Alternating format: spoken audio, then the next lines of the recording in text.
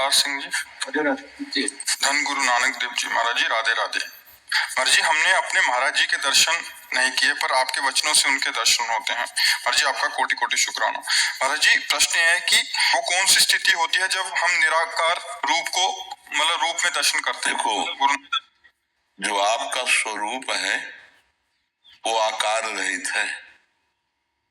आकार आपका स्वरूप नहीं है और स्वरूप का कोई आकार नहीं है।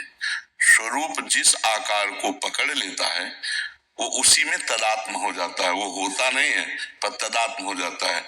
जैसे हम उदाहरण में बता रहे हैं आपको, एक आदमी रिक्शा चलाता है और उसे कहो ये रिक्शा, खड़ा हो जाएगा ना? क्या वो रिक्शा है क्या?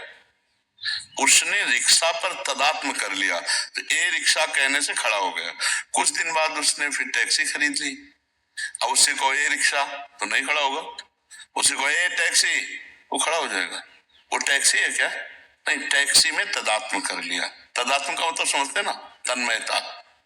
तो ऐसे ही हमने इस आकार पे तन्मयता कर ली तो पुरुष, इस आकार में कर ली तो स्त्री। 83,99,999 योनियां और भी हैं मनुष्य योनि के अलावा। जहां जहां आकार में तदात्म कर लिया वो उसी तदात्मता के कारण अपने को समझता वस्तुता वो निराकार है।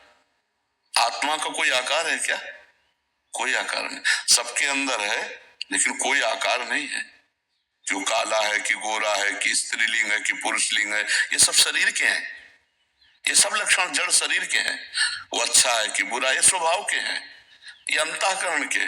वो इन सबका साक्षी है। वो जो सबका साक्षी वही परमात्मा है। वही तुम में भी है, सब में है। अब हम लोग फंस गए आकार में। आकार में फंस गए ना, ईमानदारी से देखो, आकार में फंसे कि नहीं? तो आकार से ही हम निराकार तक पहुंच सकते हैं। हमारे जो गुरु हैं वो आकार रूप धारण करके आए कि नहीं आए? निराकार तो नहीं, शब्द निराकार नहीं है, शब्द भी आकार है। जैसे हम बोला राम, तो आया ना आपके दिमाग में आकार, राम। शब्द आकार, शब्द देने वाले गुरुदेव आकार। उनकी आराधना करके जब हम आकार की आराधना की तो हमारा जो आसक्ति इस आकार में था उसे कम होने लगेगी, क्योंकि हम आसक्ति गुरु में करने लगे ना। और जो ही गुरु में आसक्ति की पूर्ण रूप से, तो गुरु की कृपा से जो निरंकार है, जो निराकार है, अपना स्वरूप, गुरु का स्वरूप, वही परमात्मा है, परमेश्वर है। वही परमेश्वर है। ये अनुभव होता है अपने आप से, अपने आप का। ये बुद्धि से अनुभव नहीं होता, क्योंकि बुद्धि तो उसके द्वारा प्रकाशित है। समझ रहे? बुद्धि को जो बुद्धि तत्व में ज्ञान आया है वो तो उसके द्वारा आया है। वो उसको कैसे जान सकते हैं? बुद्धि स्वरूप को नहीं जान सकती। स्वरूप बुद्धि को प्रकाश दे रहा है। अपने द्वारा अपना अनुभव होता है। अब अपने द्वारा ये बात कहें तो तुरंत शरीर पे आएगी दृष्टि नहीं।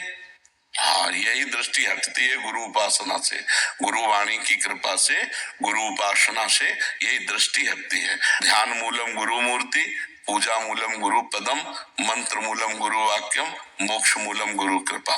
कोई आज तक ऐसा एक भी नहीं है जिसने अपने गुरु की, परमेश्वर की आराधना ना की हो और उसे बोध हो गया हो, तत्वबोध हो गया हो। तो अपने आकार रूप गुरुदेव की शरण होकर आकार रूप नाम वाणी, जैसे हम कह रहे हैं ओम, तो आकार आया कि नहीं आया? कि ओम का क्या आकार है? आया कि नहीं आया? ओम, तो आ गया ना आकार। इसी से हम निराकार में पहुंच जाएंगे। आकार सीढ़ी से निराकार में अनुभव में आ जाएगा। वो ऐसे अनुभव में नहीं आता। वही आकार धारण किए वही निराकार है। जो निराकार है वही आकार है, जो आकार है वही निराकार है। अंतर इतना नहीं। जैसे पानी और बर्फ में क्या अंतर है? पानी ने आकार धारण किया तो बर्फ में है क्या? पानी ही तो है ना। और जब बर्फ का आकार पिघला तो पानी और बर्फ में जैसे भेद नहीं, ऐसे आकार और निराकार में भेद नहीं। वही परम तत्व विराजमान है। हम जहां धारणा करते हैं वैसे धारणा से हमें अनुभव में आता है। जैसे हम प्रगट में श्री विग्रह विराजमान करके, मूर्ति विराजमान करके आराधना करते हैं, तो इसी से हमारे अंदर जो भगवान विराजमान है वो प्रकट होने लगते हैं। अब बाहर के जब ध्यान आया तो बाहर की आरती, और जब अंदर हुए तो अंदर की आरती शुरू। वही बाहर है वही अंदर है। ये नाशवान मायाकृत है। ये इसे हम सत्य मान करके अपना स्वरूप मान रहे कि मैं हूं, भाई यही भ्रम हट जाए तो तत्वबोध हो जाए। इसीलिए गुरु आराधना, इसीलिए नाम जप, इसीलिए भजन है। धीरे धीरे अज्ञान मलिनता हटे और ज्ञान प्रकाश आवे तो हम देख पावे कि हम शरीर नहीं है, हम मन नहीं है, हम बुद्धि नहीं है, हम स्वभाव नहीं।